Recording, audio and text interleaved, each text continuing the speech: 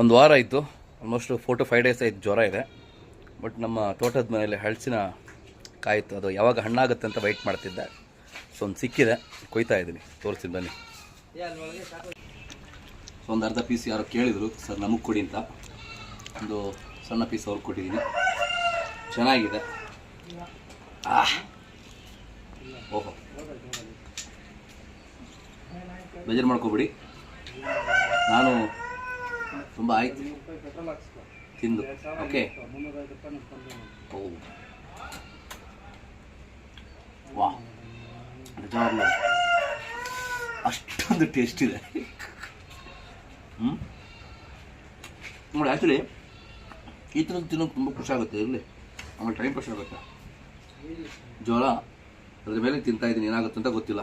But ತಿನ್ನೋದಂತೂ ಖಾತ್ರಿ, ತಿನ್ನಲೇಬೇಕು ಅಂತ decide ಆಗಿದ್ದೀನಿ ಮೊನ್ನೆಯಿಂದ. ಸೊ ಅಷ್ಟೊಂದು ಆಸೆ ಆಗ್ತಿತ್ತು ತಿನ್ನಬೇಕು ಅನ್ನೋದು. ಬಟ್ ಏನು ಮಾಡೋದು, ನೋಡ, ಸಣ್ಣ ಪಡೆದು ಯಾವುದು ಬಿಡೋಂಗಿಲ್ಲ.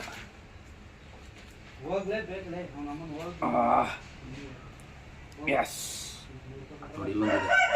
ಹಿಂಗೆ ಇನ್ನಕ್ಕೆ ಅದೊಂದು ಖುಷಿ, ಭಾಳ ಖುಷಿ ಆಗುತ್ತೆ.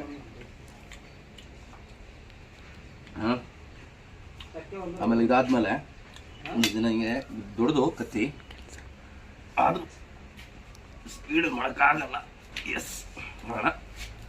ಕೈ ಡೇಂಜರ್, ಭಯ ಆಗುತ್ತೆ ಅಲ್ವಾ, ಅದಕ್ಕೆ. ಅದಾದಮೇಲೆ ಎಲ್ಲ ಕಿತ್ತು ತಿಂದು 4 ಜನಕ್ಕೆ ಬಂದರೆ 4 ಜನಕ್ಕೆ ಹಂಚೋದು, ಒಬ್ಬನೇ ತಿನ್ನೋದು. ಒಬ್ಬನೇ ತಿನ್ನೋದ್ರಲ್ಲಿ ಖುಷಿ ಇದೆ ಅಲ್ಲಪ್ಪ, ಒಬ್ಬನೇ ತಿನ್ನೋದು ಖುಷಿ ಇಲ್ಲ, ಹಂಚ್ಕೊಂಡು ತಿನ್ನೋದ್ರಲ್ಲಿ ಖುಷಿ ಇರೋದು. ಓಕೆ, ಇವತ್ತು ಬರ್ತಾಯಿಲ್ಲ ನಮ್ಮ ರವಿ ಕ್ಯಾಮರಾಮ್ಯಾನ್, ಸರಿಯಾಗಿ ವಿಡಿಯೋ ಶೂಟ್ ಮಾಡೋಣ ಇಲ್ವಂತ ಗೊತ್ತಿಲ್ಲ.